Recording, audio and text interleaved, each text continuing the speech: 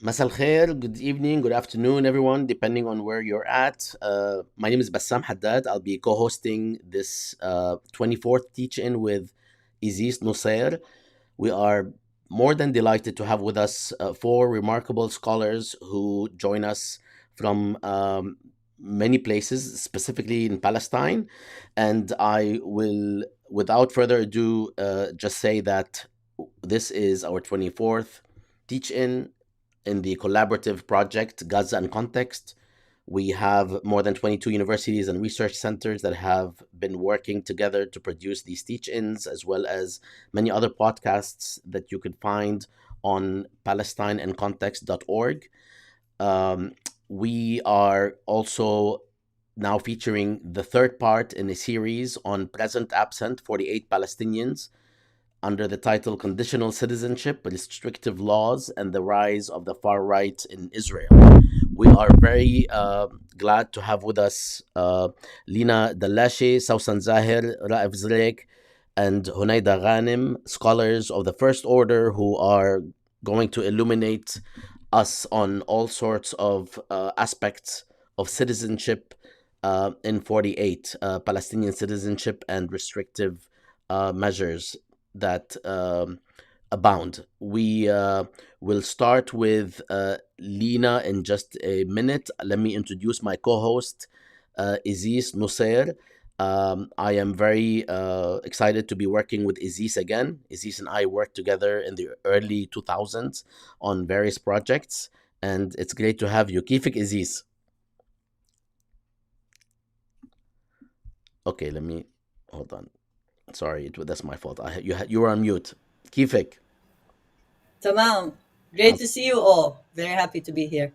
Wonderful. Let me just say a couple words about Aziz. She is a professor of women's and gender studies and international studies at Denison University. She is the co-editor with Roda Kanani of Displaced at Home, Ethnicity and Gender Among Palestinians in Israel, and translator of Ever Since I Did Not Die by Rami Al-Ashiq. Her upcoming co-edited anthropology with Barbara Shaw examines feminist collaborations in teaching and learning. She is complete. She has completed two book projects focusing on Iraqi women refugees in Jordan and the USA, and refugees from Syria and Germany. Aziz is the co-writer director with Leila Farah of the one woman performance Weaving the Maps: Tales of Survival and Resistance. She is currently researching the body of war in Syrian TV series post 2011.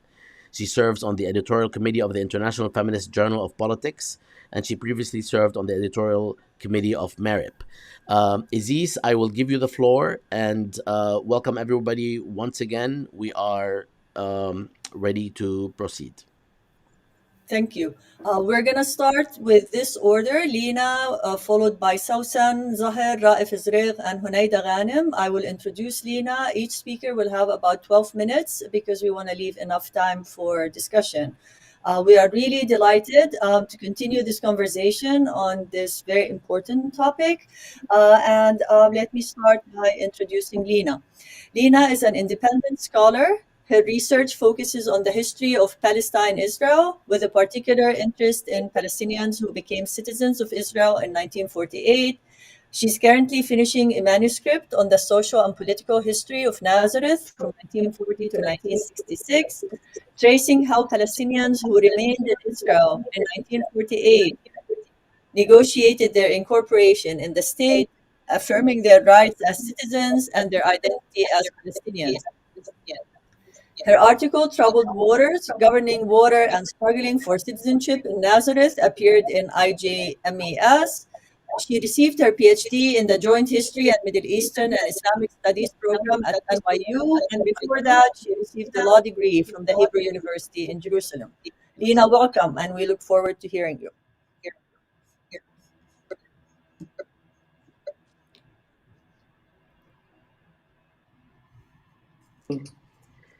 شكرا لكم شكرا بسام شكرا Aziz. I'm very happy to be here this evening. I'm going to speak about the military government because it's been coming up a lot since October 7th, and many have referenced the Palestinians' experience inside Israel as one resembling or resonating with at least the experience of the years after 1948.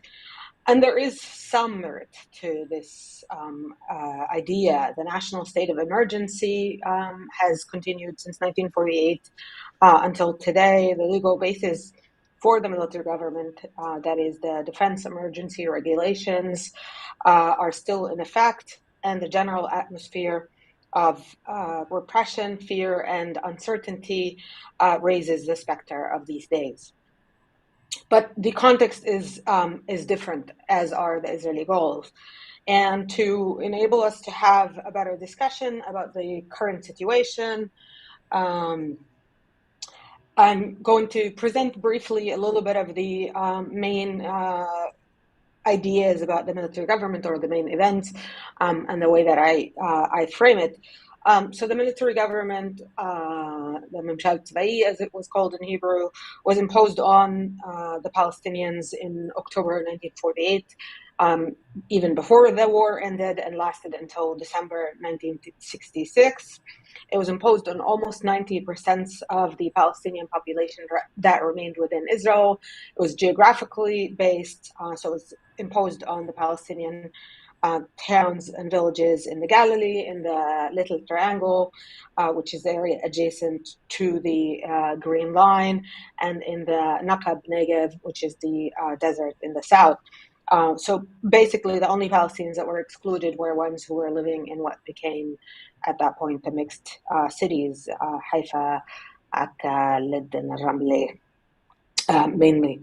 The military regime basically granted military governors wide powers that included restricting Palestinians' movements, as they were compelled to obtain permits or to enter or leave areas, but also to close areas as closed military zones, to banish individuals from their homes, to detain them without charges. It was a very wide control that subjected Palestinians to controls on residence, to arbitrary detention, to land confiscation, and restrictions on political organization, which means that the Palestinian social, political, and economic life in Israel in these years were greatly limited. One of the major aspects of the military regime was land confiscation. That was one of the main goals for this regime. Over the period of the military regime, Israel took control of more than 73% of the Palestinian lands that were within its borders. And that was done not only to appropriate this important resource to the settler population, which is a part of the settler colonial structure that Israel built, but also to guarantee spatial control by first preventing the return of the refugees into the country and the return of the internal refugees or the internally displaced people to their villages. And in parallel, settling the Jewish immigrants in these areas. So between 1948 and 1953, for example, 1/3 of the Jews who were settled and most of the towns that were built, 300 out of 370, were on Palestinian refugees' land that were defined as state property. The outcome is that by today, the Israeli state owns 93% of the lands within the 49 armistice line. The land control was also accompanied by narrowing the Palestinians' living space extensively. And one of the ways this was done is by significantly controlling local autonomy. Only 3 local municipalities survived the Nakba, in Nazareth, Shafa Amr, and Kufr Yasif, but those were shrunken geographically significantly and completely controlled by the military governors. But even as councils were slowly established, they were created on areas that were much smaller than the original mandate village lands, to the extent that they were shrunk by in average by more than 64%, and very much limited to the built-up areas, which meant preventing their expansion and creating enclosed geographical spaces that prevented Palestinian development in any forms. And for those who follow the situation now, there's a severe housing crisis that is a part of this dynamic. And in parallel, Israel went into a project of Judaizing the Galilee, which was facilitated by the tight military control. The idea started being discussed in 1951 and continued over the years with various options being considered. But the main concept throughout was to quote-unquote Judaize the Galilee, that is to dilute the concentration of Arabs in this area where they were a majority. This idea was an outgrowth of the settler colonial legacy of the Zionist movement, for which the settlement and demographic change were key objectives even before 48, but after 48, it became possible with state control mechanisms and the extensive land confiscation, and the idea that within the early years, Israel moved to what it called to fill the vacuum created by the war by creating Jewish settlements amidst Palestinian populations. This started in 1954, or the significant project to begin it was 1954 with the creation of what was then called Upper Nazareth and now is called Nofa Galil, which the core of which was started on 1,200 dunams from the lands of the city of Nazareth, about 300 acres, which were used to build government buildings and housing for Jewish immigrants, and has expanded now to take over a very significant chunk of the Galilee. This dynamic and the military government also created dependence of Palestinians on Israeli economy. The land confiscation took away a significant source of income for the rural population, but also the military government was used to control work. So in periods where there was a labor work shortage, the military regime would prevent Palestinians from having permits in order to exclude them from the labor market. As I mentioned, also the military regime was used as a tool for political control.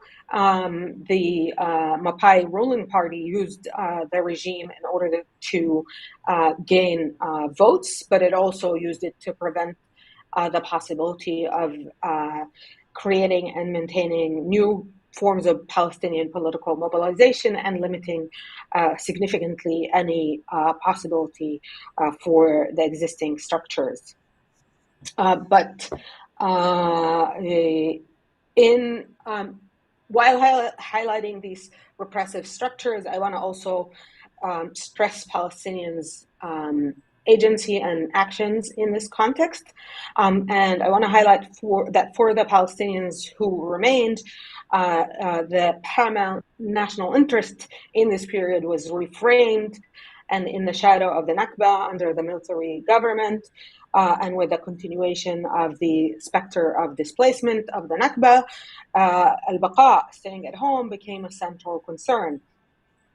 Those Palestinians were defeated, alone, isolated, not only from the larger Palestinian community and the Arab world, but also internally as the military regime fragmented the Palestinians. The state enforced strict geographic and social economic controls. And in that space, the Palestinians and their leaders were acutely aware of the limits of their political possibilities.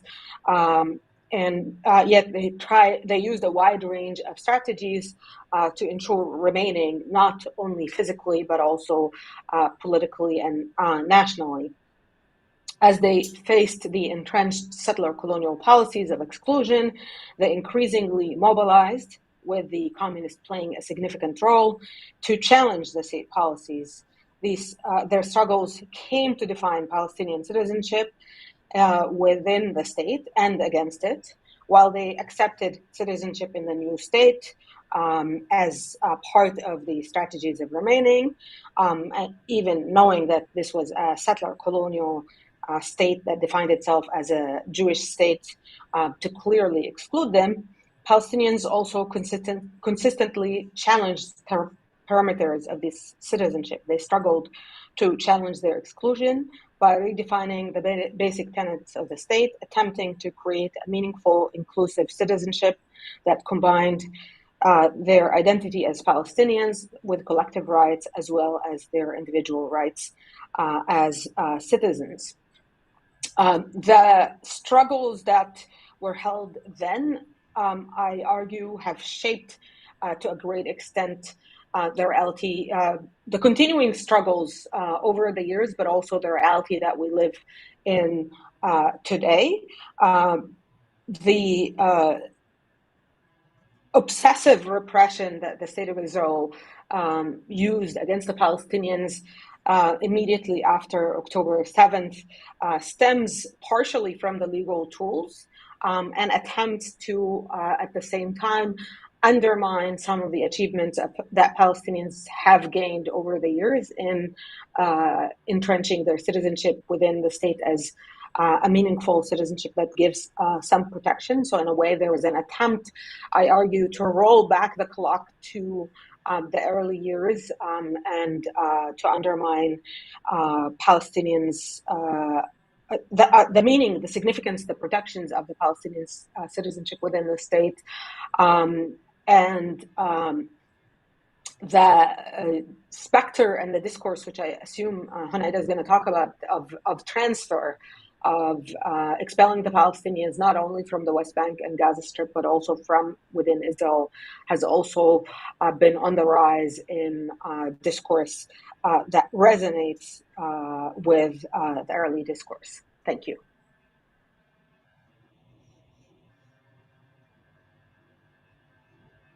Thank you, Leena. Our next, Bassam, you're going to introduce Sawsan.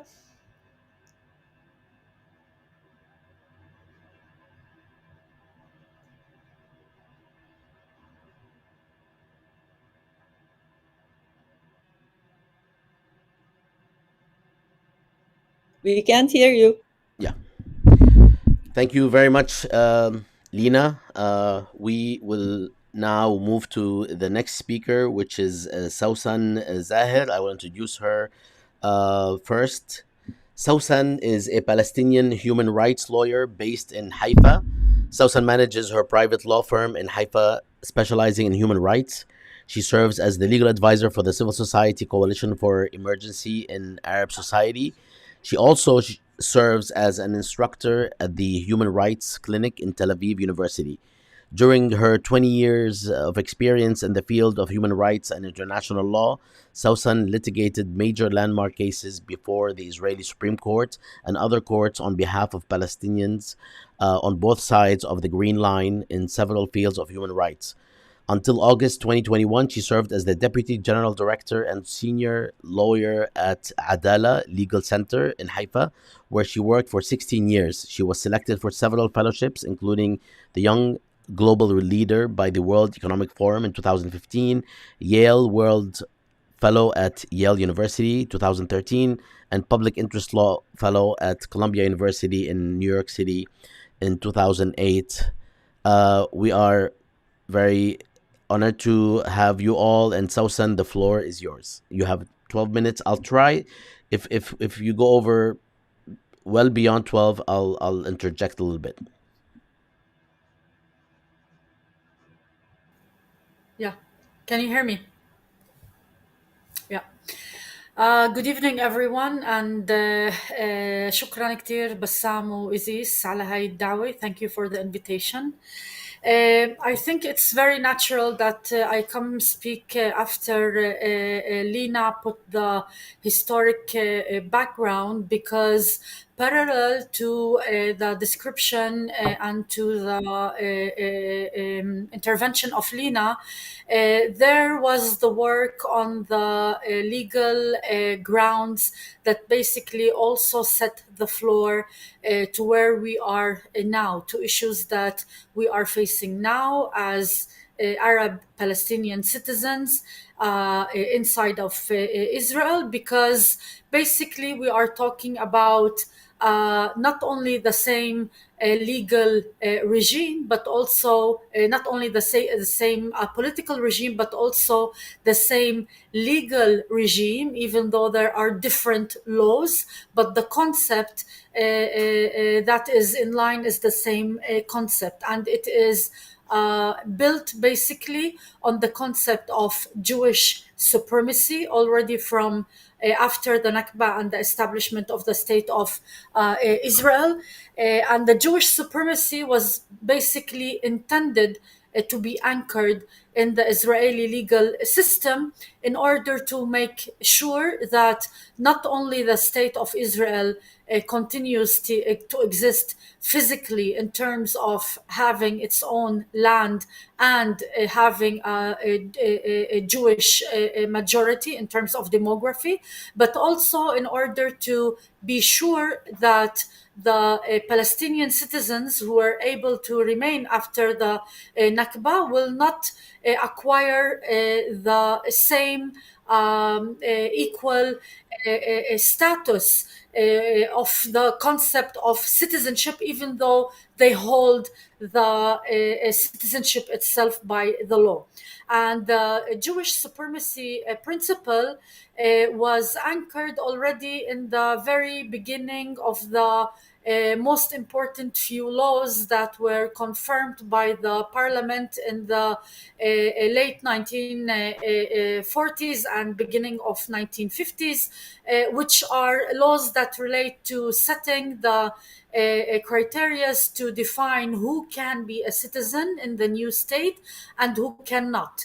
And the other set of laws are related to the laws of property: who can hold property and be owner, and who cannot, who can continue or who can return to hold and own and use their own property, and who cannot. So basically, alongside with the principle of Jewish supremacy, the other principle or the other side of the coin was basically anchoring the exclusion principle: who is in and who is out. And the who is out basically which is basically the exclusion principle, was meant to be implemented on Palestinians who were able to remain in Israel and acquire citizenship based on the Israeli citizenship law in 1952, and Palestinians as well that became Palestinian refugees. So basically, who was able to become a citizen was based on Palestinians who were out of the territory that became the state of Israel, who stayed in were able to get it. And those who were out basically in enemy areas or enemy states, meaning Palestinian refugees, were not only not able to acquire citizenship in their own homeland in the new state, but also became refugees for the rest of their lives, not being able to enter and not being able to return to their own property, acquire it and use it. And parallel to that, one of the most important laws in the new state was the law of return from 1950, which basically set one of the most important and crucial laws that enabled not only the anchoring of Jewish supremacy in the one of the most early laws in the state of Israel, but also enabled a legal system that is based on a segregation, that is based on supremacy, that enabled basically throughout the years until today having a classification of citizens, where Palestinian citizens were not only second class, but basically were discriminated against throughout in all fields of their lives. In my opinion, this was the first wave of the new constitutional order, having laws, even if not in a constitution, but having a set of laws that, based on the principle of exclusion, built as well the Jewish supremacy principle, and enabled the creation of a legal system that created the classification of citizens, where Palestinian citizens were inferior. The second wave of the constitutional order in Israel, I would define it as the period where the Bill of Rights that were anchored in the basic law, dignity, and human freedom was confirmed by the Knesset. That was in the early 90s. It was meant to be the first basic law which has a constitutional status and is regarded as part of the unwritten constitution, or unwritten completed constitution in Israel. It's regarded or defined as the Bill of Rights because it anchors the constitutional rights for the first time, such as the right to dignity, life, privacy, the right to enter Israel for citizens only, of course, the right to life. I mentioned. I'm sorry, I mentioned that, and also another basic law that set the freedom of occupation and employment. However, despite that fact, the Jewish supremacy principle was for the first time anchored in a basic law, in the dignity basic law, which, as I said before, was regarded as the Bill of Rights. This meant that from a constitutional point of view, even though the dignity basic law did include a set of rights that were regarded as constitutional rights, but on the other hand, the basic principle that this law was based upon was acknowledging the definition of Israel as a Jewish and democratic state. Now, as I said before, that wasn't basically needed because the law of return was already there from the 1950s, which set the ground, together with the Declaration of Independence of the new state back then. But the importance of it is that basically this duality of defining Israel as a Jewish and democratic state in the first basic law that defined the constitutional rights means a lot in terms of putting borders to defining what is the scope of these constitutional rights. So, for example, when the Supreme Court did define the right to equality as part of the constitutional right to dignity, even though equality was not explicitly included in the basic law, it means that the right to equality has borders when it is implemented. And the borders is that it will not be applied in a very absolute way, because it cannot, when you have the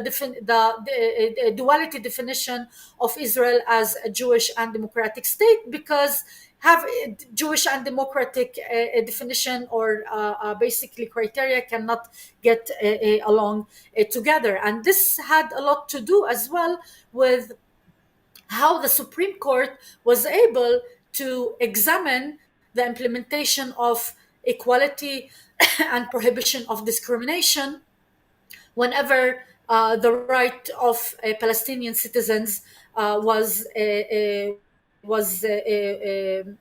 regarded. Now, the third wave of the constitutional order, in my opinion, was in 2018 when the Knesset confirmed the Jewish nation-state law, which probably all heard about, which set the constitutional identity of the State of Israel for the first time in a basic law. Now, again, this is a continuation of the constitutional principles that, even if they were not written before, but they were already anchored in the legal system already from the early stages of the establishment of the state. But on the other hand, it does have a huge importance and relevance, because for the first time in a basic law, Israel comes and says, or defines the constitutional identity, which is again based on the exclusion principle. Who is in and who is out? Who is in the definition of the polity, who is entitled for constitutional protection, which is the Jewish people, and who is out, excluded from the constitutional protection of the Israeli legal system, who are the Palestinians. And why I'm saying that is because the Jewish nation state law does not only does the exclusion, but intentionally, but it comes in order to undermine the Palestinian citizenhood. It does not mention the Palestinians. It undermines the Arabic language of the Palestinians from an official status to a special status that will be defined by a law, even though until today this law never was confirmed or even discussed by the Knesset, allowing in the Jewish nation state law in Article 7 to, or basically encouraging the establishment of Jewish towns and giving national priority for budgeting these towns, and providing as well constitutional protection not only for Jewish citizens but inside of Israel, but also for Jews that are abroad, even though they don't have citizenship, they don't acquire citizenship inside of Israel, but the mere fact that they are Jews already enables them to be inside the polity, rather than the other group, which are the Palestinians that were excluded from the protection. And so these three waves of the constitutional order set the forth for a lot of things. First of all, they set the ability, or they set forth the legal system as a system that is based on segregation, institutionalized racism. It also enabled the Supreme Court to dismiss a lot of laws that intentionally were targeting Palestinians, especially when it gets to Palestinian identity and Palestinian freedom of expression and the ability to have or implement their own family unification. For example, the Supreme Court dismissed the law that prohibited Palestinians in the West Bank and Gaza to enter Israel for the purpose of family unification, which is still in effect until today. Despite the fact that on the same at the same time, Jews in Israel are able to marry and submit applications for family unifications with foreign spouses from outside of Israel. The Supreme Court also dismissed the Nakba law, which sanctions budget-wise funded organizations, state-funded organizations and institutions that commemorate the Nakba. It also dismissed the anti-boycott law, which also sanctions budget-wise funded state-funded institutions who call for boycotting Israel for the reasons of continuing discrimination against Palestinians and the continuation of the occupation, and also dismissing another large set of laws that were basically targeting the Palestinians in different fields of human rights, which was a wave of laws that was very strong that started in the early 2000s and are basically still in effect until today.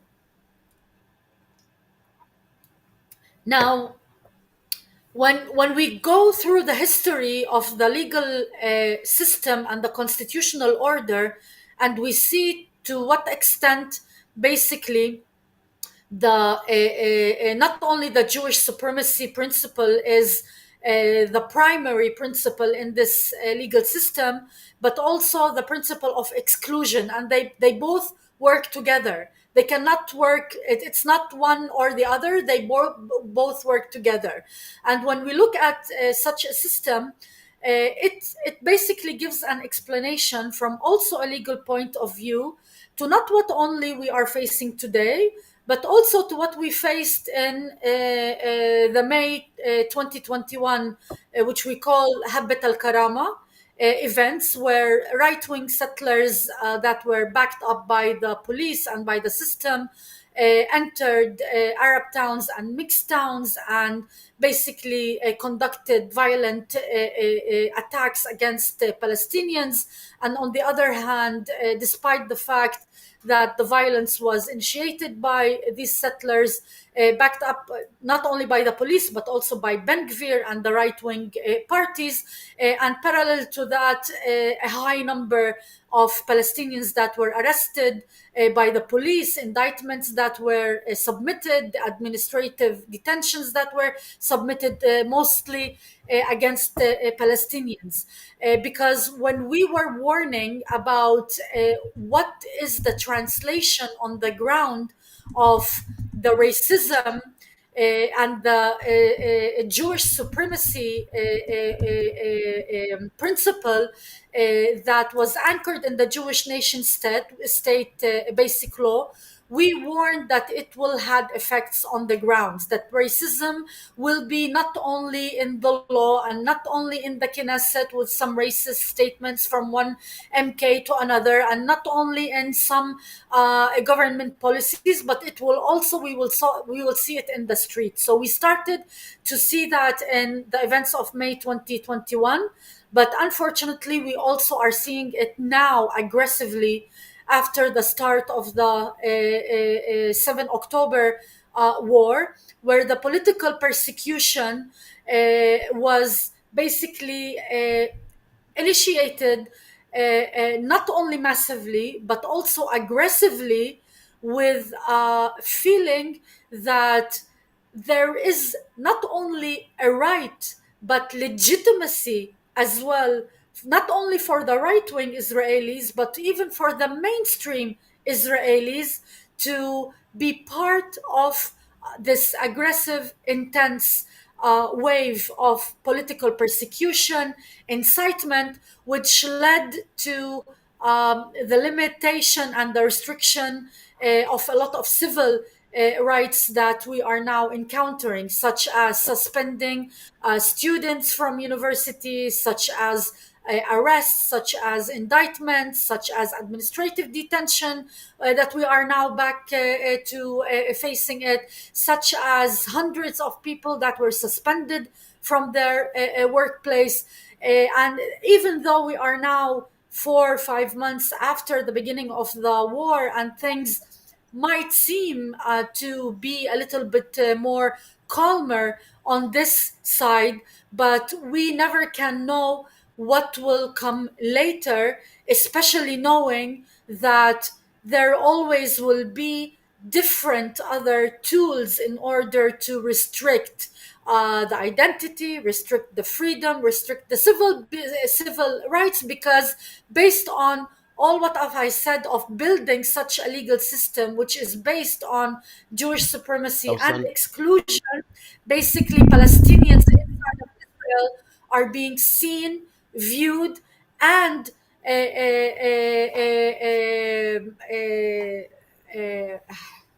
okay, now I have a blackout. no, it's a And great basically, time. It's a great time for a yeah, I blackout.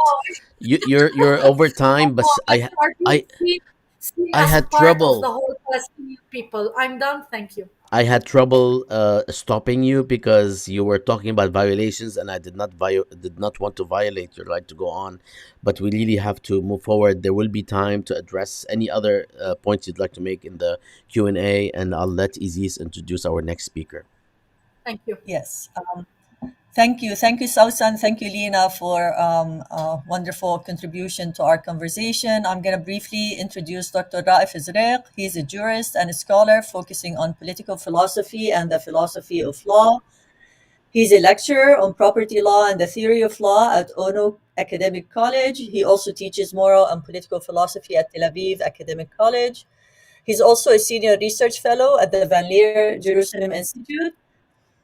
Dr. Zreik holds first and second degrees in law from the Hebrew University in Jerusalem, LLM from Columbia Law School, and PhD from Harvard Law School.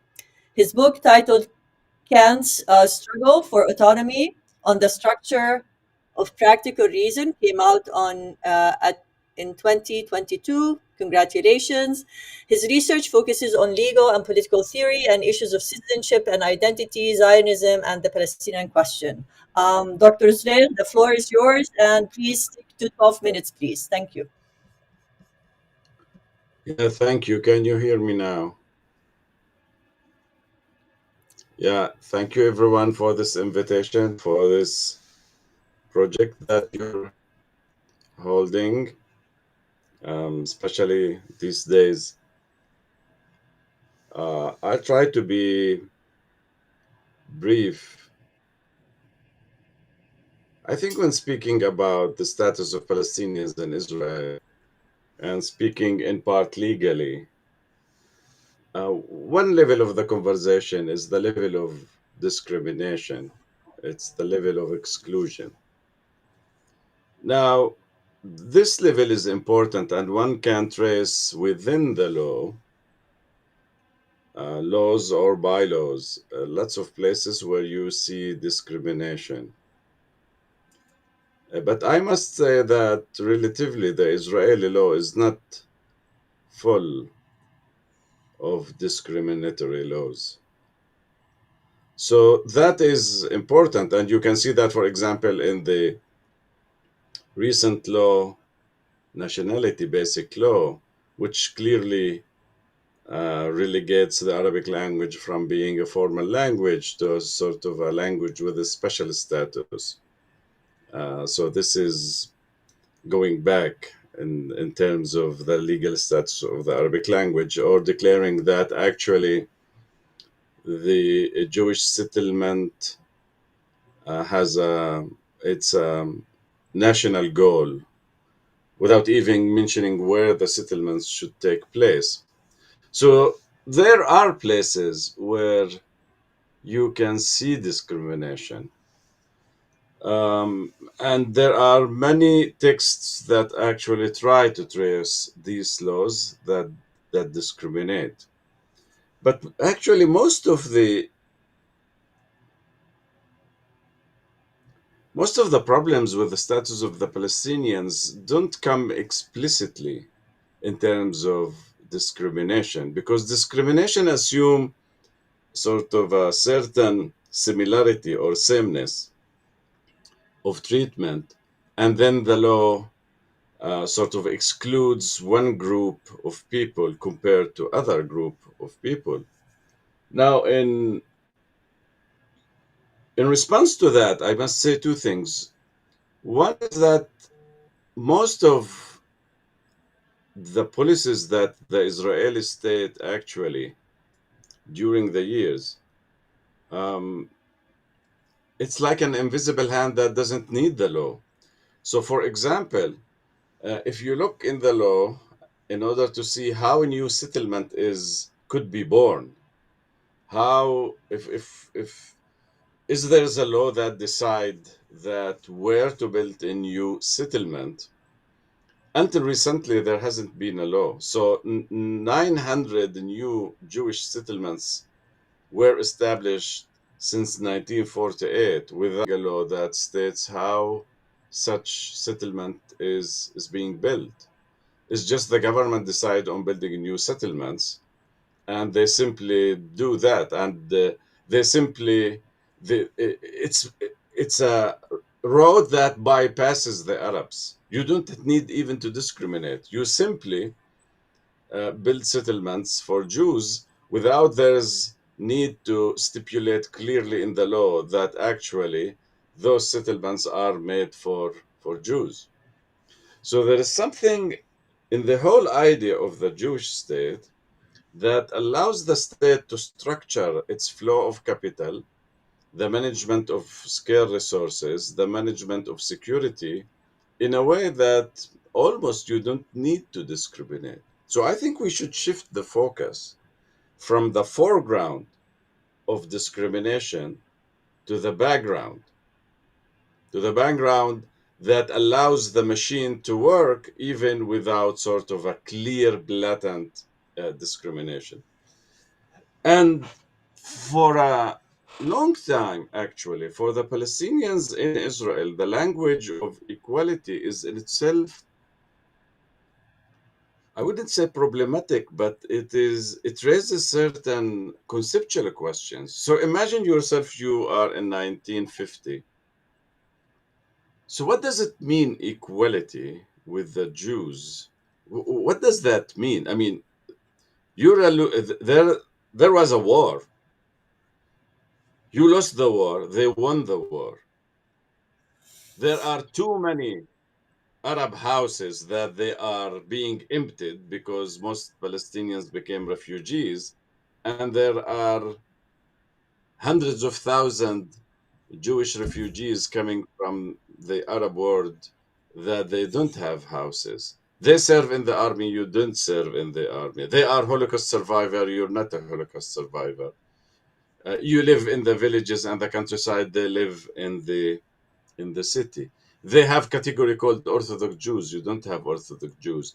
What I uh, what I mean is that the legal structure simply can promote certain agendas.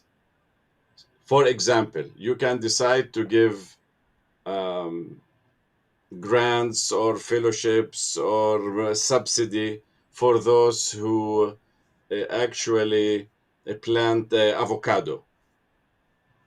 It just happens to be that by definition, those are Jews, not Palestinian, or to Holocaust survivor, or to those who serve in the army, or to Orthodox Jews who actually communicate with God and help God save the Jews, etc. So, or take for example the fact that in this early years, the Israeli government was interested in bringing new Jewish settlers and to settle them in development towns along the border. Why did they do that? In order to prevent Palestinians from coming back across the border, sort to infiltrate to their homes. And they were giving lots of subsidies in order to live in those houses. So, what does that mean for Palestinians to ask for equality under these circumstances? Because the situation is a situation of total negation of one group settling, building their new homeland over the ruins of another group. Poses a very difficult question about the meaning of discrimination under these circumstances. It's not an accident that the first case regarding settlements or the right of Arabs to settle in Jewish towns came only after 50 years of the establishment of the State of Israel, as if they were simply two groups living across each other. And the separation itself was almost natural. Only when the separation stopped being natural phenomena and they're starting more and more to mix, then the need to separate them legally um, uh, came to the surface, and the Israeli legal system was forced to become more and more blatantly discriminatory. But I think the most important thing the most important, is the fact that for most Palestinians, the mere fact of continuing to live in Israel, to live in Palestine, in their homeland, is not taken for granted. They are under continuous threat of expulsion, of destruction, etc. Where does that appear in the law? Is that discrimination, or that's even something primordial to discrimination? It's so primordial that you calculate this fact anytime you want to write something in your newspaper, anytime as a lecturer you want to say something in class, anytime you want to go into a demonstration. So this is what I call the background condition that structures the conversation, so that you start to put limits on yourself without even the need for censorship or prohibition by the state. And we have to admit two things at the same time, which are pretty much contradictory. The Palestinians in Israel do enjoy some political and civil rights compared to people in the West Bank. We have to admit that. We vote, we travel, we have freedom of movement, but it's all under the ceiling of the Jewish state. Now, what allowed Israel actually to grant this baggage of civil rights is the fact that the Palestinians who were majority before 1948 became minority. I mean, how they became minority? Israel expelled the Palestinians, expelled 700,000. Now that the Palestinians are minority, the Jewish state can somehow absorb them within the legal systems and allow them some political and civil rights. So in that sense, the idea of Jewish and democratic state is the subtext that actually mandated the expulsion of the Palestinians. Because had Israel wanted Ben Gurion, if Ben Gurion wanted a democratic state, not necessarily Jewish, he would have left the Palestinians in Israel and he would have democratic state. Had he wanted only Jewish state without any commitment to democracy, he as well could have kept the Palestinian and established an apartheid regime. But the double commitment to democracy with Jewishness of the state, that forced Ben Gurion, in a sense, to expel the Palestinians from the land. Because only that way you can have a Jewish and democratic state at the same time. Now, one can say, okay, but that is history. Now the Palestinians probably enjoy more and more rights. The issue is that given that the struggle over Palestine is never over, as we see in Gaza, the negation of the Palestinian that started in 1948 doesn't seem to be a project that is over.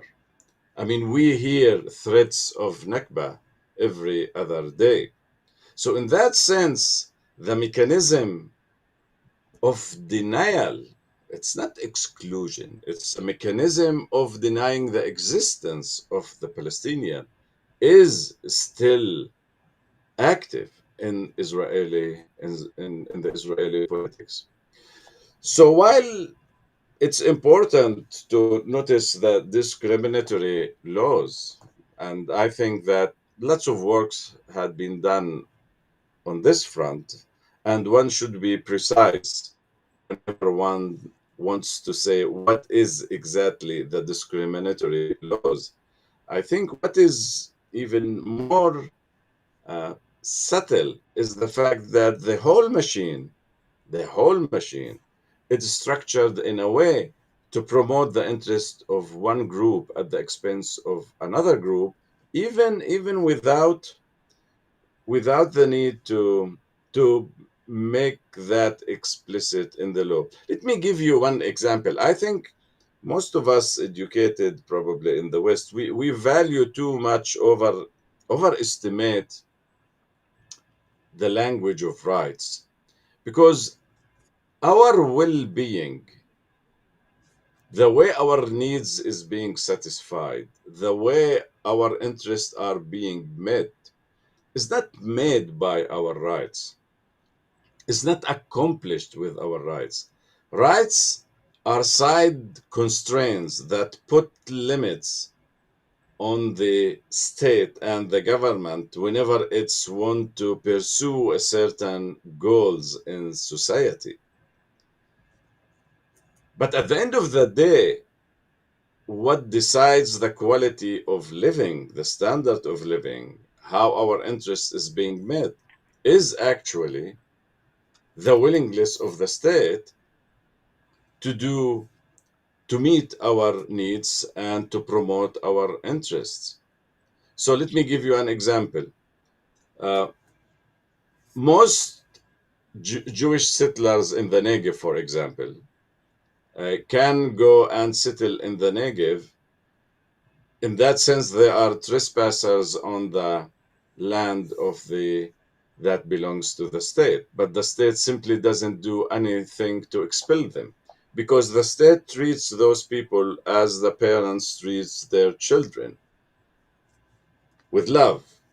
And the relation of love, you don't need rights in order to get what you need and what you want, because the relation is controlled by relations of mutual interest, where the state in itself is interested in promoting the interest of one group. And you don't need rights for that. You don't need the language of rights. But Palestinians who have formally legal rights over property, those rights could be confiscated in 1 second. So let's not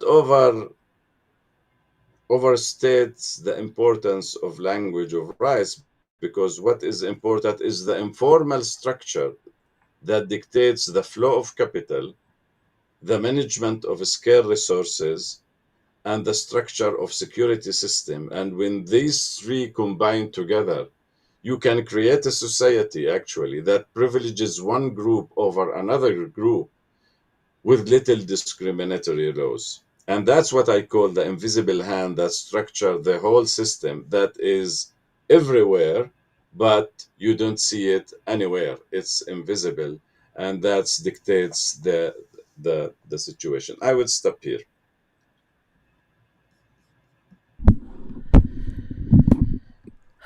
Thank you very much, Raef.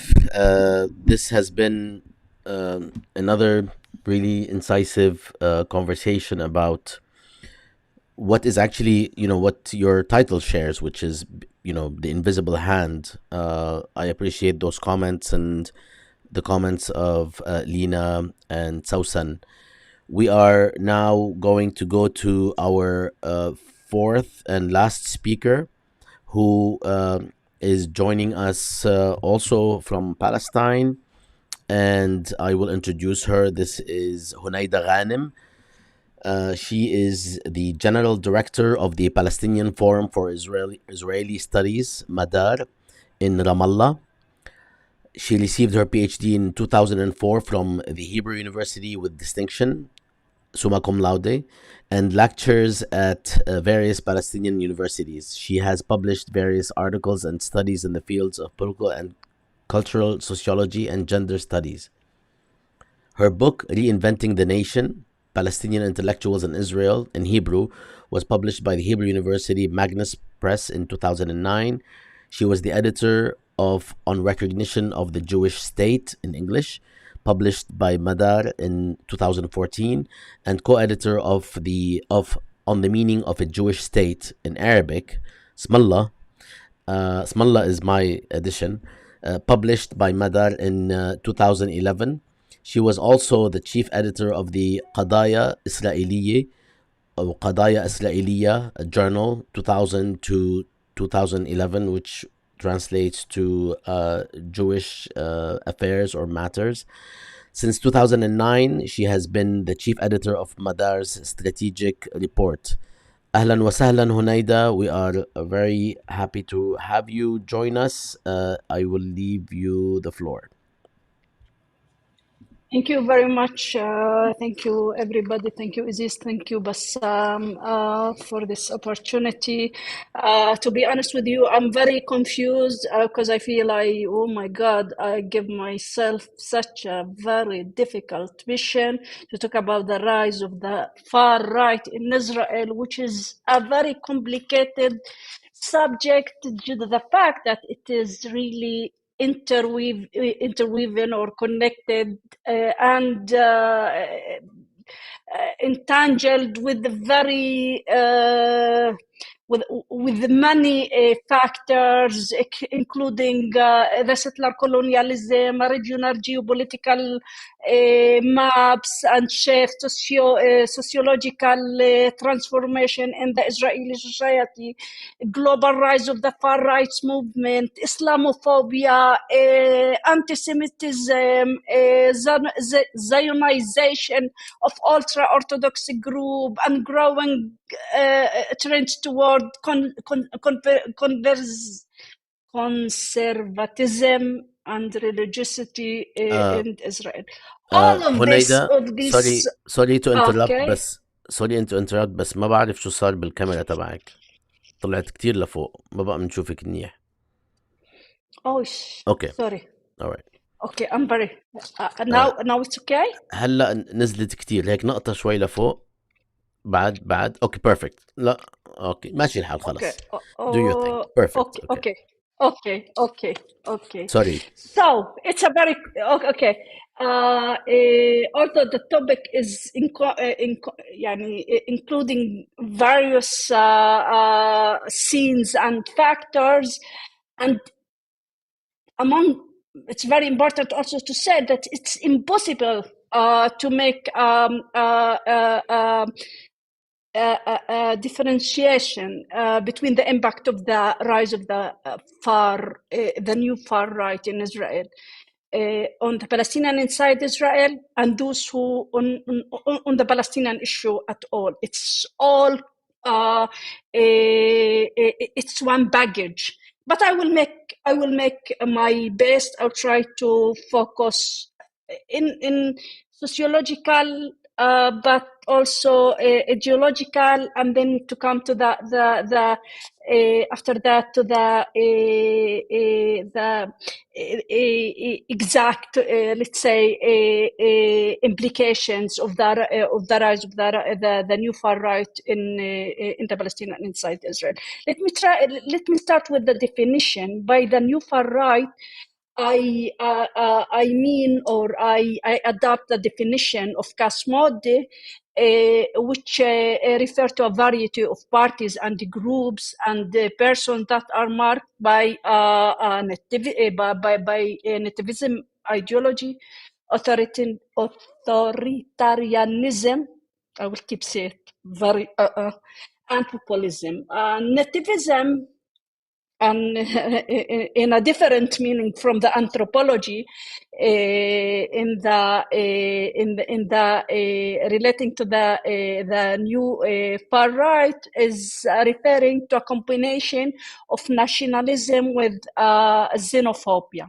And it's in Israel, the new far right ideology of nativism is based on dual action of indigenizing the settler while turning the natives into the strangers or the settlers.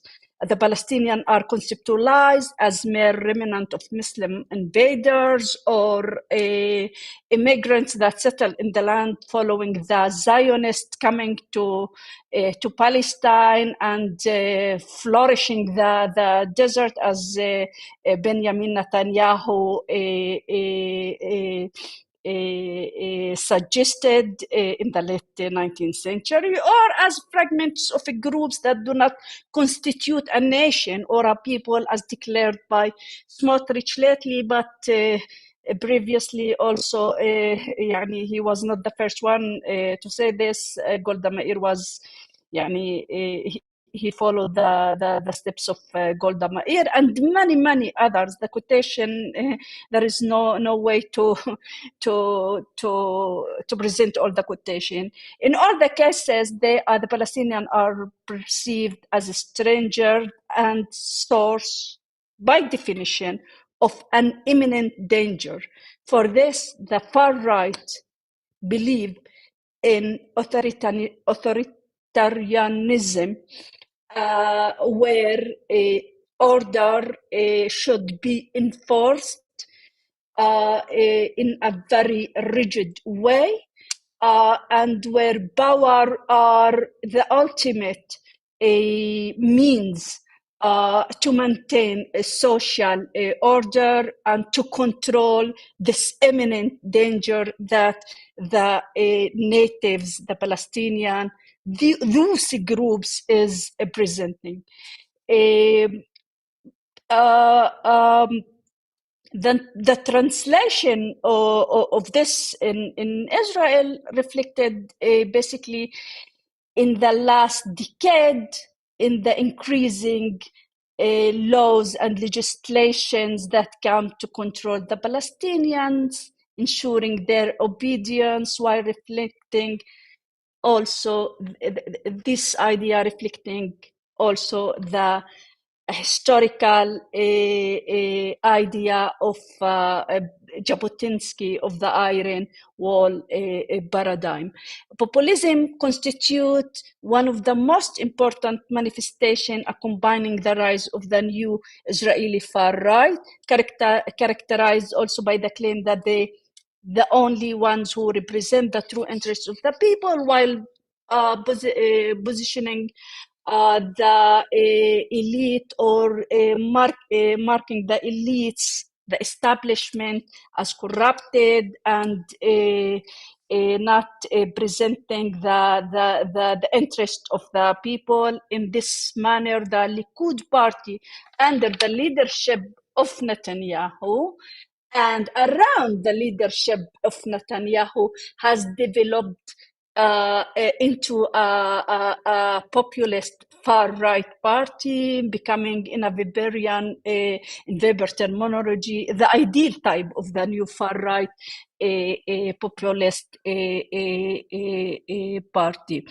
The new far-right family, or let's say family, because it includes many party, not just the Likud. If I want to take just in the present time, it will include the Jewish power, the Kahanism, Jewish power party, represented by or led by Ben Gvir, religious Zionism or messianic religious Zionism named Haredi in Israel, led by Smotrich, and also the Haredim, the ultra-Orthodox groups, which have been undergoing a deep process of, I call it, nationalization. It's more accurate than saying Zionization.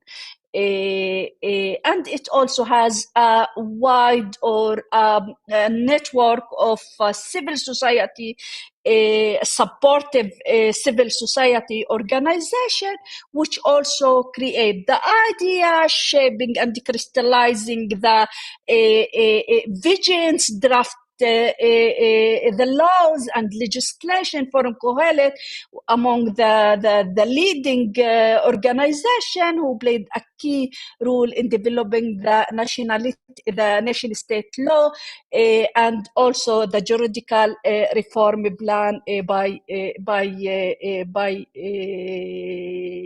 Levin. Excuse me. It has also the additional to idea, formatting idea and crystallizing the symbolic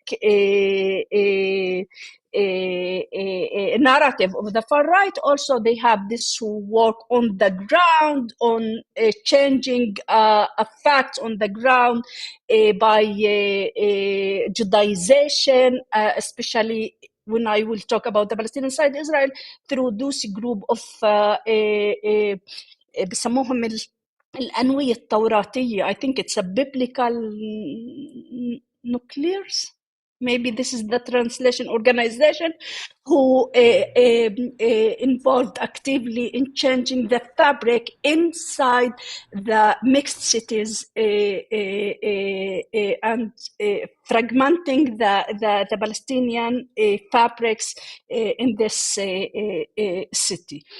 Of course, there is also NGOs who's monitoring the discourse, who's working in or active against the occupation, or having a liberal even a kind of vision toward Israel, such as the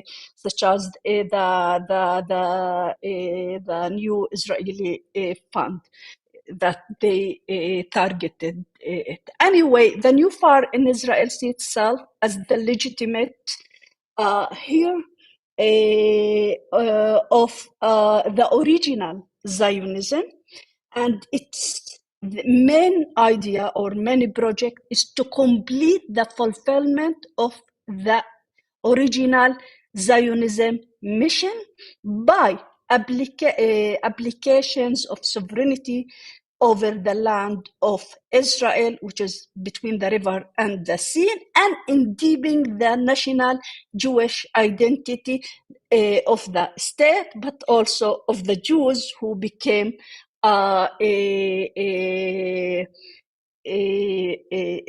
whose identity became weak, and they are, let's say, was becoming weak. Anyway, it's important here. How many minutes I have, Bassam, because I want to. You have I have a lot. 3 minutes. 7. The لا socio-demographic. لحظة لحظة Okay. 3 3 Okay. 3 Okay. The rise of the new far right has its root in as I said, in the transformation of the Israeli society, mainly demographic change, etc. But oh my God, I will lose the main idea here, because it's one of the main things that it can help us to understand the trends or the rise of this new far is that the group, if we have a look to the fabric, socio-demographic fabric or makeup of the new far right groups, we can see that the members or the parties represent groups that either became part of Zionism after Israeli establishment or Israel establishment in 1948, or they were marginalized in the achievement of the Israeli state in 1948 by the secular socialist Ashkenazi founder, which include mainly Hirut, but also people of Mizrahi background, especially who's coming from disadvantaged and conservative classes, as well as the Haredi, and this group who were marginal in the Zionist project, such as the Zionist Jewish group of that become now of Mafdal, that were a religious party, but now became like the leader of the settler project. Just comments, the Haredi who were out of the Zionist ideology is now constitute 40% of the settler in the West Bank. For those groups who was a marginal or out of the Zionist project until 1948, 1967 created for them a second opportunity, or offered a new opportunity to gain this symbolic capital that they lost when they were marginalized or not part of the project of Zionism, and we can see that they're focusing on the new Israeli Zionist project is around the 1967 land in one hand, and in the other hand toward the Palestinian inside Israel through the let's say resolving the question or the issue of citizenship and the state and Judaism. The issue that was like complicated, has its many layers in, as reflected especially in 1992 through this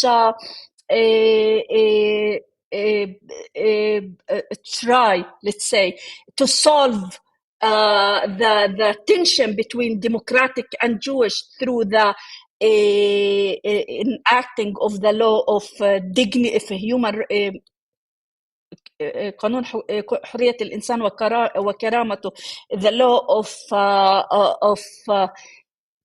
حرية الإنسان وكرامته, the Sawsan, the freedom, dignity and freedom of and dignity human for human beings.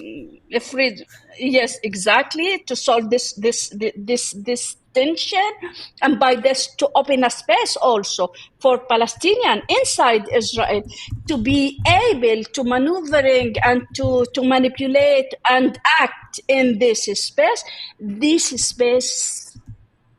following the change, the demographic change, and the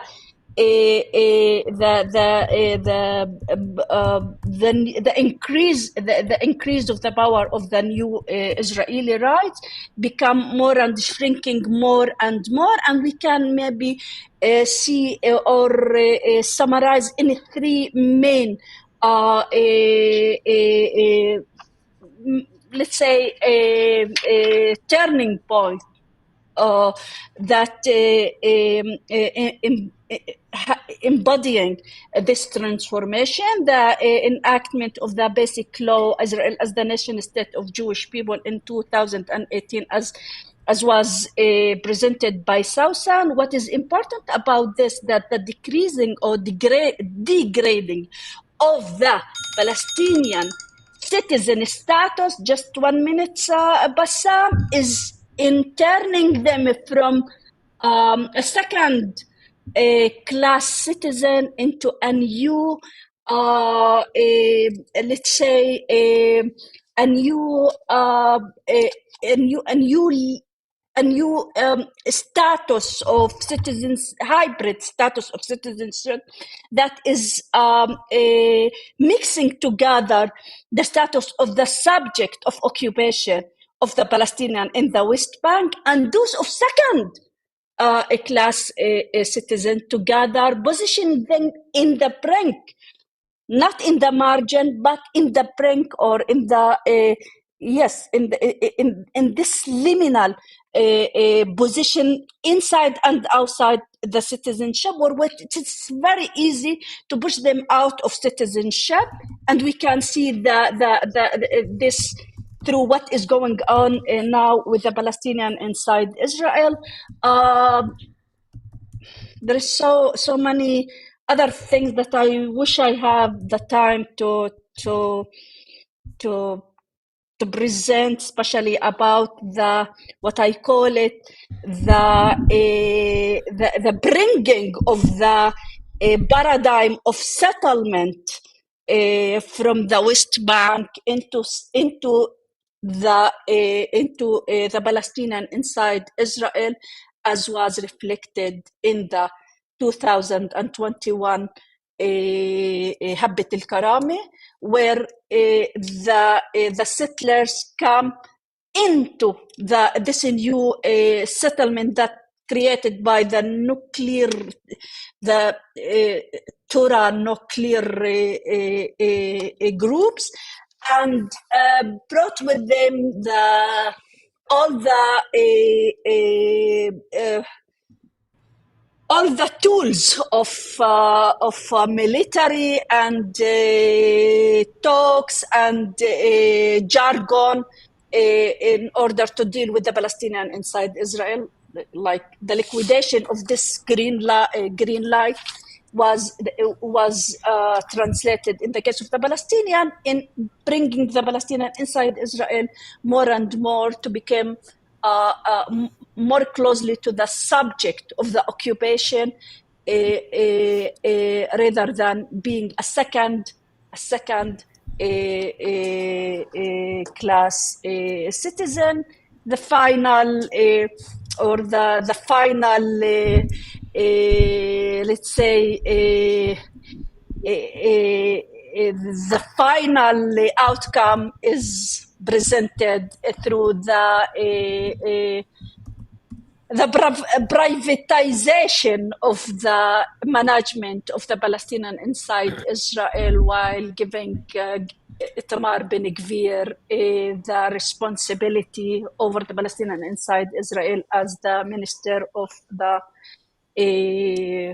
Internal Security Affairs. Thank you. Shukran, Honaida. Thank you so much, Honaida, for these comments. Aziz and I know that each one of you can go on for quite some time because there's a lot to discuss and it's all extremely consequential and serious. We actually promised you something around 75 to 90 minutes. We're actually approaching 90 minutes in a couple of minutes. So we, instead of asking each person a different question, Aziz is going to lead by asking everyone a general question that we can answer. Unfortunately, we will not have time to go to audience questions, most likely. So I hope that your answers can be limited to 1 to 2 minutes at the most, so that we can potentially have time to ask another set of questions, or we will leave it at that. Aziz, the floor is yours.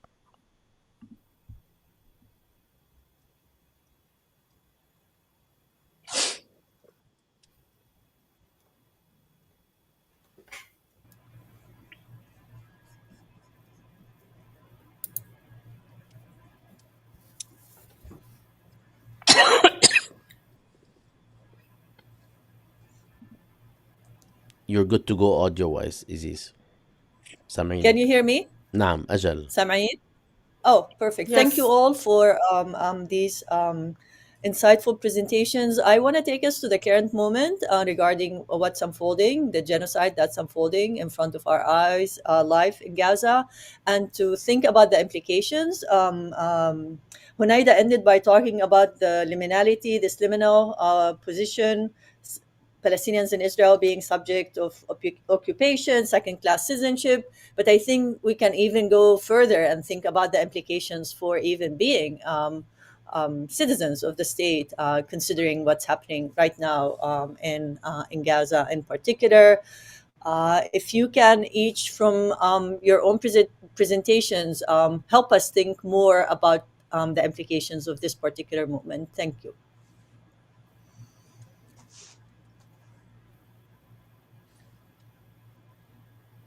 And we'll start with Leena, if you want to. Okay, thank you. Thank you for this question, which I think is part of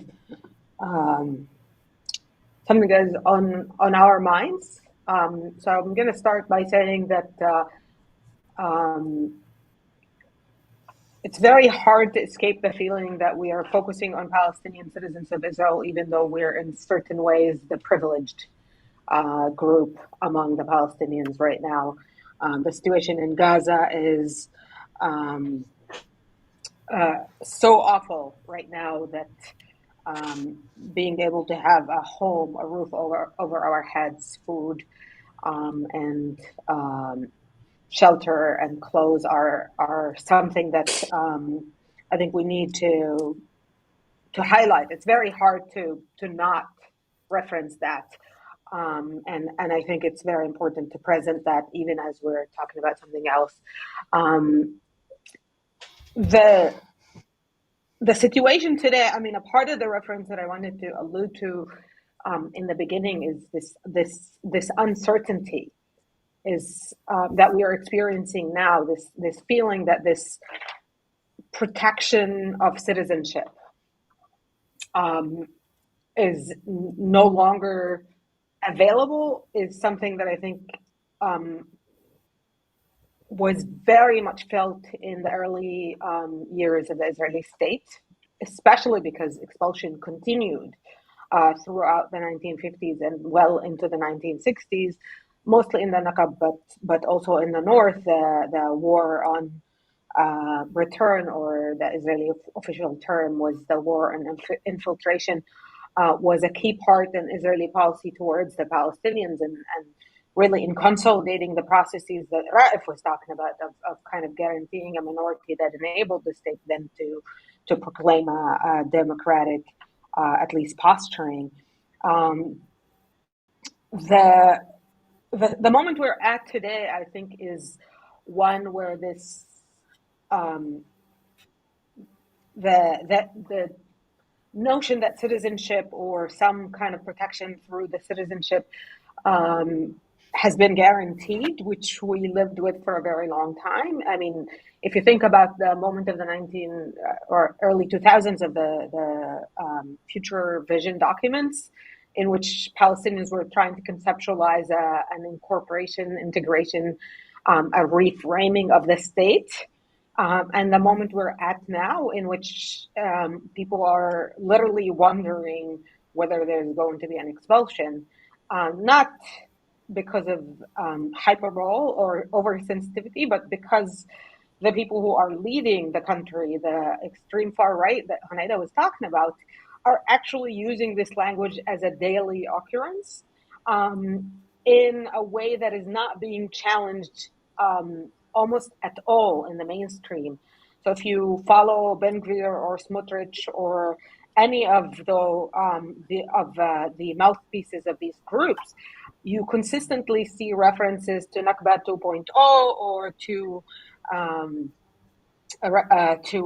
expulsion, and those who should be expelled are in that discourse are not necessarily very well demarcated. I think is in an intentional way to keep everyone guessing and to also keep the possibilities open. But for instance, in Ben Gvir, you notice that he moves from the enemy to the terrorist to the families of the terrorist or the terrorist supporters or sympathizers, and they all kind of intermingle in a mix that tries to say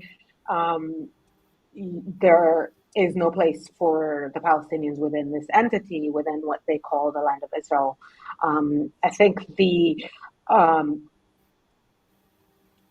project to expel the Palestinians of Gaza, who are now mostly concentrated in Rafah, is in a certain way serving as a balloon experiment to see the viability of this project as an opening kind of experiment of how far can Israel really take the Nakba or a new Nakba into consideration, and this idea of the failure of the old leadership to influence or impact a real expulsion of the Palestinians in 48 is now kind of like, this is the moment that this could be rectified according to some of these intellectuals. Unfortunately, the international response to what's happening in Gaza right now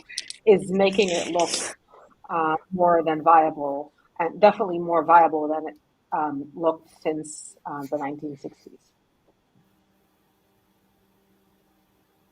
Thank you, Leena. Anyone else would like to respond to this question? I didn't hear the question very well. Yeah, me I'm too. And I sorry. tried to communicate with you, and I didn't get it. Yeah. If you can Just repeat if the you question, can is it take what you basically? presented on and connect it with the present moment in Gaza with the genocide unfolding in front of our eyes, what are the implications for citizenship, for rights, for Palestinians inside the 48 lines? Any dimension you want to talk about in this regard, because lots of the framing deals with these questions, but like Lena said, there's also uncertainty, and they are, I totally agree with Lena. They're testing the limits of how far they can go with the ethnic cleansing Exactly. project of this particular government, and with the likes of Ben Gvir and Smotrich and Bibi Netanyahu, of course. I would like to address in 2 3 sentences. Well, I think that genocide is basically the roots of genocide also start when there is based grounds on all levels for exclusion, and exclusion which basically targets one group, where it's the us and the other. And what I refer to in my intervention regarding the principle of exclusion in the Israeli legal system against the Palestinian citizenhood is part of the exclusion that is also necessary to commit the crime of genocide and other crimes against the Palestinian people where they are. So it's genocide, it's war crimes, it's crimes against humanity, and it's all based on the fact that the dominant group thinks that it has the justification, the legitimacy to commit these crimes against the groups that all the readiness for exclusions on all levels were already there. So this is why as well the group that it was as well mentioned here by most of us, that a lot of the Palestinians that are citizens in Israel are currently afraid, and this fear is a continuation and a follow-up on what's happening as well in with the crimes that are happening in Gaza. And the fact that we view ourselves, not only we view ourselves, but Israel also views us as part of the Palestinian people, no matter where we are, strengthens the fear that we have, because we will be another chain in what already happens, even if not in the same way or in the same scope or intensity, but there will be some implications on us, even if we have citizenship inside of Israel. So I'll stop here. Thank you. Honaida, Raef, would you like to add something? Or we can move to a different question if. No, I think I was like my presentation. The main idea was to make this linkage between the degrading, let's say, or the shrinking of citizenship and turning the Palestinian inside Israel in a gradual, not in once. It's something that started. I can go back into 2005, maybe. This change, that shrinking the citizenship, it's reached its rational result with Ben Gvir, who was once counted as outsider, as they used to conceptualize him or to treat him even through the media as Asabin Shutim, as crazy guy, becoming the mainstreaming the extreme and just mainstreaming the man, but mainstreaming the idea.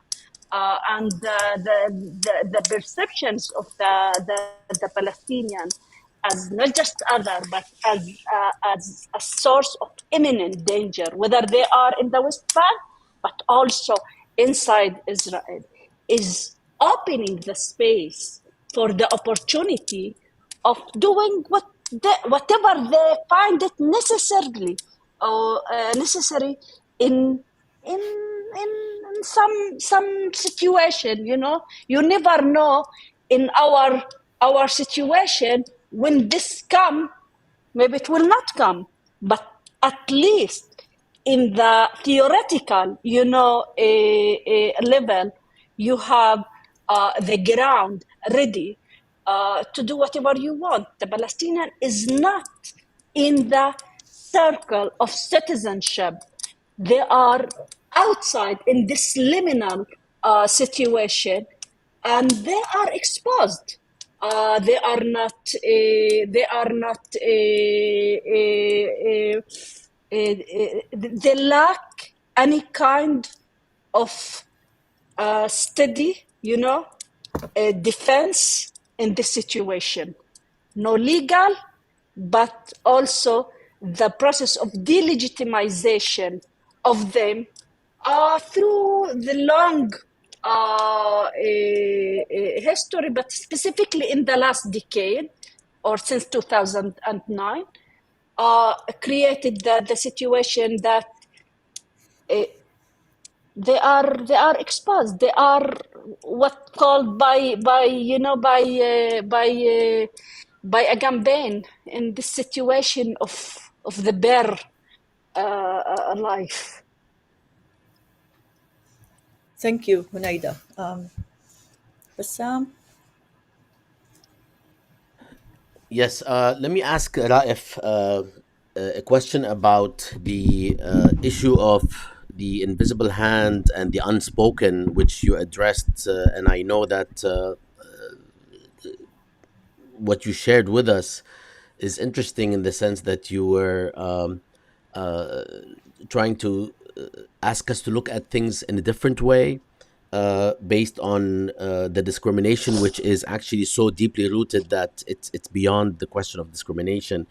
Can you tell us what might this moment? It's a variation of what Isis asked. What does this moment in the past few months do to the unspoken going forward, or to the invisible hand, as you suggest? Look, I think pretty much we've been living under the status quo of 1949. The Israeli citizenship was imposed on both parts. So Israeli citizenship was imposed on the Palestinian, and the citizenship of the Palestinian was imposed on the state in 1949. So this was a marriage that neither side was completely happy with, but both accepted it for several reasons. For the Palestinians, they accepted it when they compare themselves to the refugees. At least their citizenship can guarantee their mere existence on the land. For the Israelis, they saw actually the 600, 700 that became refugees, and for them that was a miracle. So we can live now with 150,000 Palestinians who remained. So neither of them really embraced it, but neither of them really rejected it. So that was a kind of status quo that allows both to continue. And we've been living in the shadow of that compromise since 1949, which basically was formulated by the Communist Party after all. We're living in the shadow of that. Now we are in a moment that everything is for grab. Everything is in a state of being frozen, and the basic political categories and are being rethought from the start. What that would mean is that citizenship in itself is not taken for granted, and that would mean that we have to negotiate another kind of a social contract with the state now. Until now, that was sort of an implicit contract. What I'm afraid now that it would be on the table. So, what is the status of the Palestinian? What your position in the overall Palestinian question? And probably the things that were implied or unconscious would be more implicit and would be more being put on the table.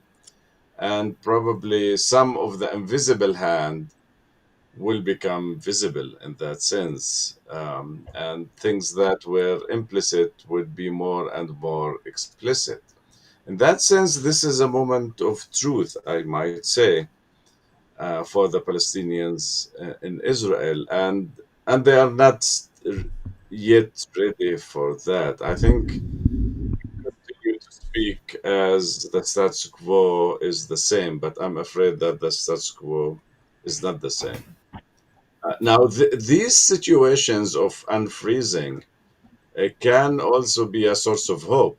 And wherever there is hope, there's risk. And wherever there's risk, there is hope because there is an opening.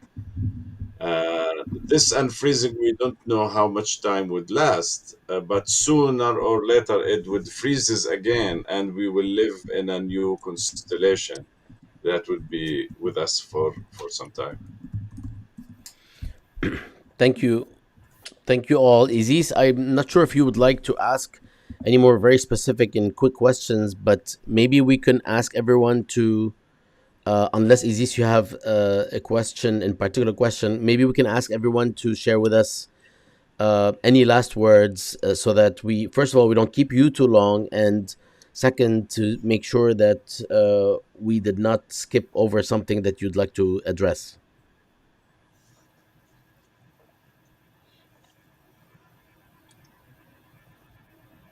We can start with Sawsan because you were the first speaker, and then go down the line, and anything you'd like to address, even if it's if it's not on topic. Leena was the first speaker. I said Sawsan, didn't I? It was Leena. Sawsan, you're on the top right of the screen, and that's where my eyes are going. Sorry. اعتذر. Leena. Yeah, I think I'm gonna take it from where Raef ended and say that we need vigilance right now. Unfortunately, we don't have, as Raef said, we're not ready. We don't have a political agenda, platform, collective national body and plan in place to mobilize towards the national solution that we want. But I think in light of that, we have to have vigilance in maintaining our place here. I think the hawas al-baqa, and as some have called it, this kind of obsession with remaining at home that was a central part of the existence of Palestinians in the early years of the Israeli state is not any longer a part of the political culture of some of the generations since then. And I think in light of the danger we are facing, this is something that we need to try to highlight and kind of center that remaining here is, as Raef said, not taken for granted, but it also should not be taken lightly as at least the minimum of our political project and political presence as Palestinians in our homeland. هلا سوسن. Sawsan. No, I'm not sure that I have much to say or to add or wrap up.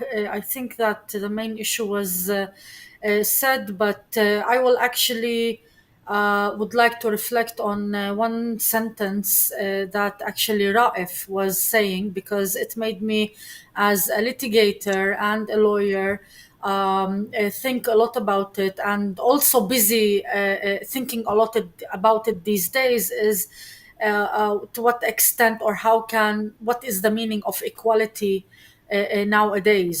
A lot of the struggle, a lot of the legal struggle that we human rights do before the Israeli courts, even if we know that we're not uh, doing that in order to pursue justice. We are doing that as a tool, approaching the Israeli legal system only as a tool in order to document, to maybe to be able to achieve even a little bit of what we can to the people that we represent, but not because we are convinced that we really will be able to achieve justice from the Israeli system, knowing that the laws that it is based, that it rules upon, are not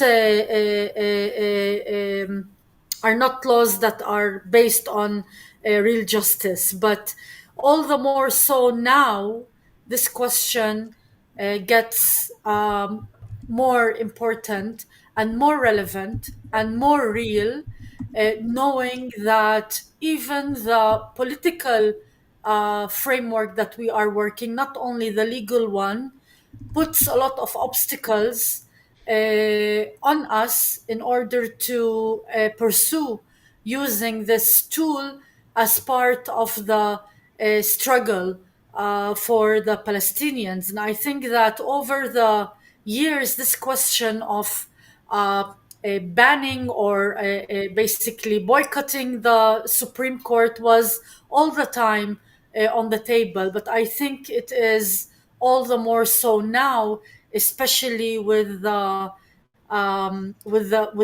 question that we should really take it into consideration very carefully, as what Raef put it, of what does equality mean now during the war.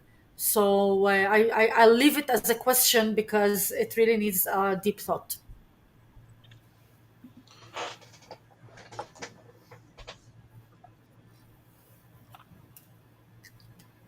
Raif and Honaida, any additions? I didn't mean to say that. What's the meaning of two things? I didn't mean to ask what the meaning of equality under the war.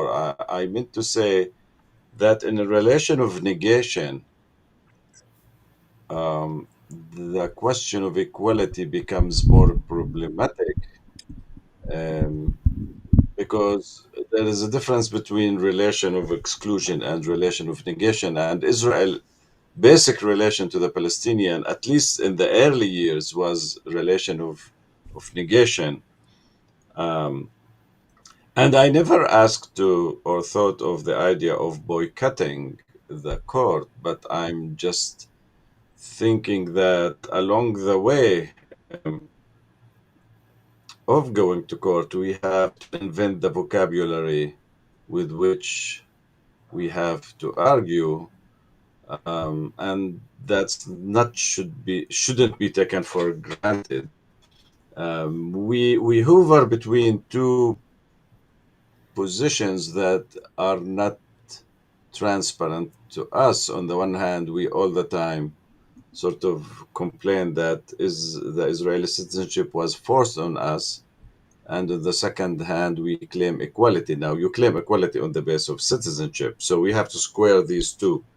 How do these go together? Now, I think that we're approaching as a Palestinians, all Palestinians, a moment of truth in many ways, including Hamas, in the sense that they have to say something more clear about their political program. In the sense, the justness of the cause that brings Hamas to fight, it actually hinders them from putting political programs that allows to turn the struggle into political gains. Because to make political gains, you have to be clear what you're struggling for in case you win. You don't go to a struggle or to a war and you assume that you will lose. Assume that you win. What is your vision? And I think we will be in a position that we are interrogated because we live in Israel on everyday basis.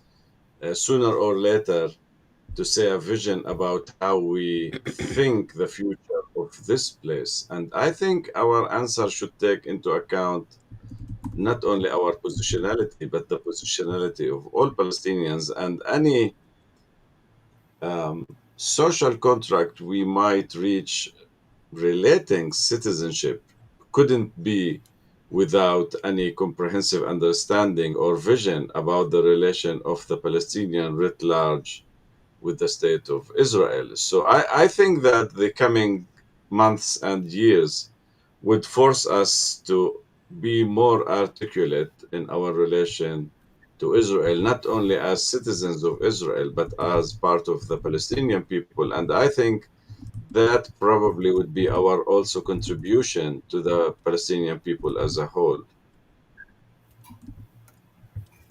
That's it.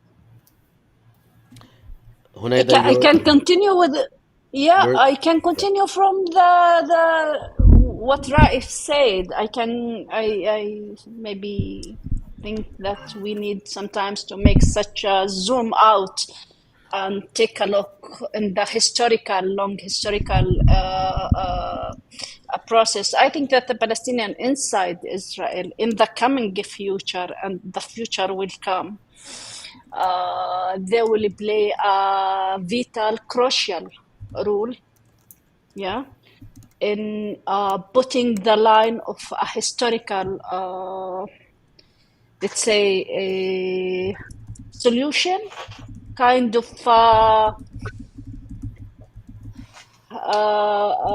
historical solution, meaning that include a process of decolonization based on their experience, in their situation, in their history, in their relation, in their position. I think that they in the future, they will have a very crucial role to play. And yeah, that's it. With this optimistic vision, I will end. all right. Thank you all so much. I cannot be grateful enough to everything you've shared and the time you've taken and the plight you are witnessing firsthand in Palestine. I would like to ask Aziz if you'd like to share anything con- uh, before we close. No, thank you, everyone, and hopefully we can continue this conversation some other time. We can host you again and continue this conversation. Thank you. Thank you for your Absolutely. time and for your contribution. Thank you. Thank you, Thanks, Thank Raef, you everybody. Thank all. you. Leena, Sawsan, and Honaida. Thank you so much. Shukran. Stay safe. Bye. Thank